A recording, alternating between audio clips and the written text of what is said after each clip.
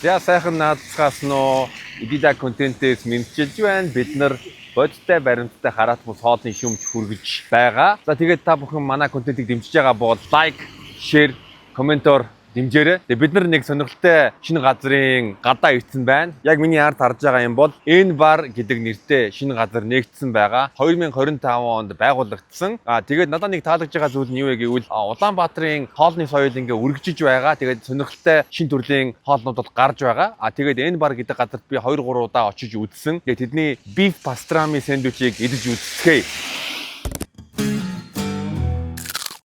Тэгээ энэ барын байршлыг олох бол маш амархан. Микад очиж буудлын нэг давхарт байгаа.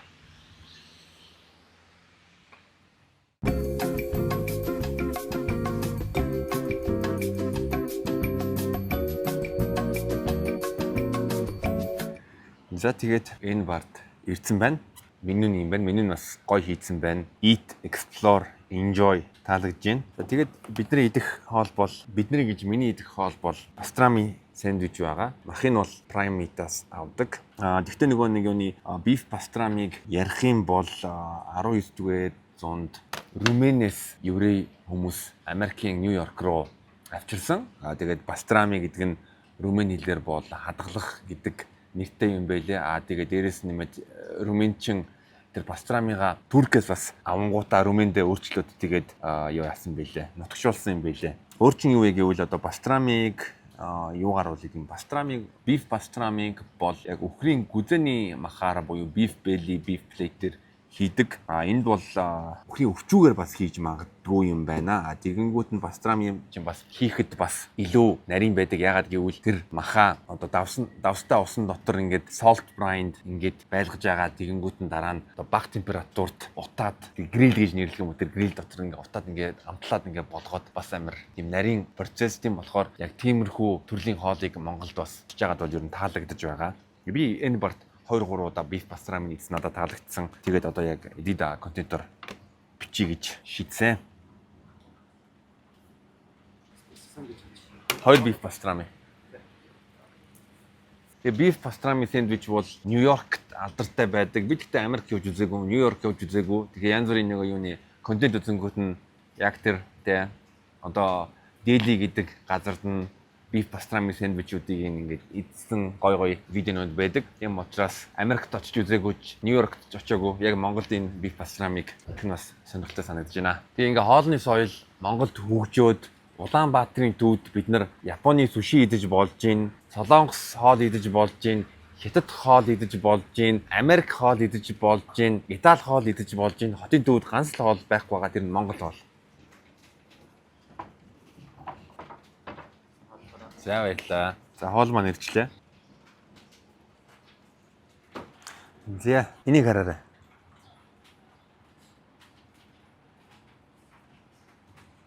Үнэр бүр янзын байна. Дээрс нэмээд яг энэ pastrami-н гоё алгалсан байна. Энэ өөгтэй исэн байна. Нэмгээ ичсэн. Тэгээд эхний хадалтаа.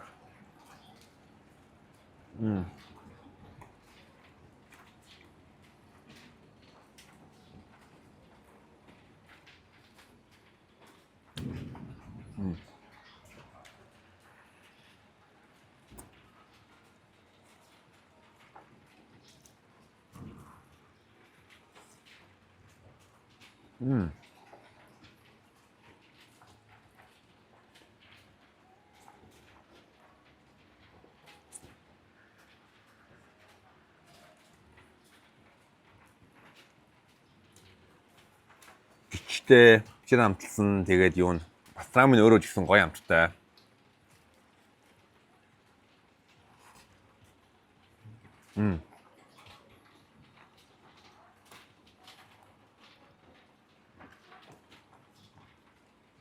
Ер нь бол Улаанбаатарт beef pastrami ер нь байхгүй шүү дээ. Харьцуулт байхгүй.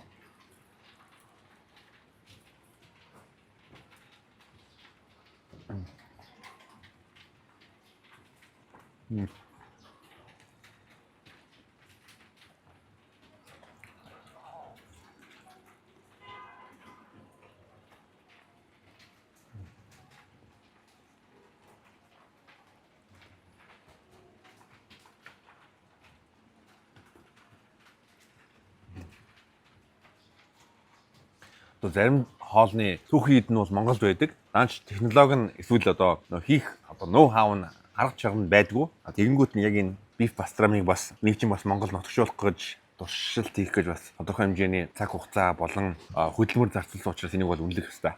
Тэгээд яг хуу үнийн хувьд бол эн чинь 38к тэгэхээр 38к агаар үнэтэй санагдаж болно. Ягаад гэвэл эн чинь 1.1 хагас бүргэр ч юм уу 2 бүргэр авах үнэтэй. Гэхдээ бол надад бол ерөнхийдөө зориод идэхэд бол гой санагдаж байгаа. Ягаад гэвэл биф пастрами гой үнэхээр гоё хийсэн байгаа. Дээрээс нь мэд найз нартайгаа очих юм бол 3-4 хүний пастрами сэндвичийг 105 106к-аар авах боломжтой юм байна. 1 фут чинь ямар урт вэ гэлээ? 1 foot in centimeters. 30 см-ийн сэндвич бол юу 4 өнд чинь 106к гэхэр чи хүний хэд гарах нь 26. За 27к-гаар. Тэгээ мэдээж 3 юм уу дөрүүлээ. Тэгээ энийг ингээд ширлээд идэнгүүт нь ерөнхийдөө нэг хүн нь л тооцоог нэмждэг штэ. Бус нь тэгэл мөрчдөг штэ тий. Мань дараа нь үгүй ингэсээр байгаа л тий.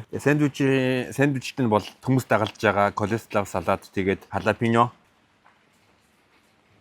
Хүмүүс бол окей.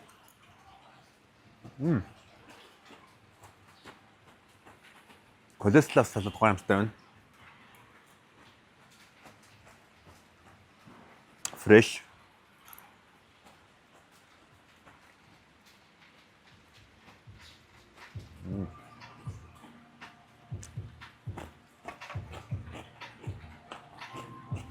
Тэний гоё юм яг үндсэн хоол нь гоё яагаад байгаа байхгүй юу?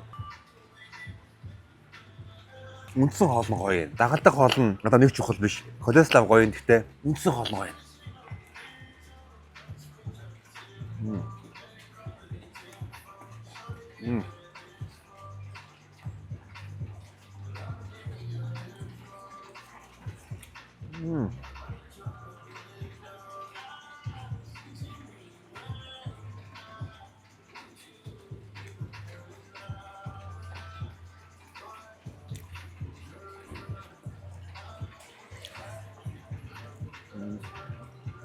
Тэгээ бол дараа нь Нью-Йорк очингуудаа одоо Delicatessen Daddy-гийн beef pastrami сэндвич авч идэнгүүт ер нь харьцуулт хиймээр байна. Дээрс мэд бас Philadelphia Philly cheesesteak сэндвичийн бас Philadelphia-д очиж идэж үзмээр байна. Харьцуулж үзмээр байна.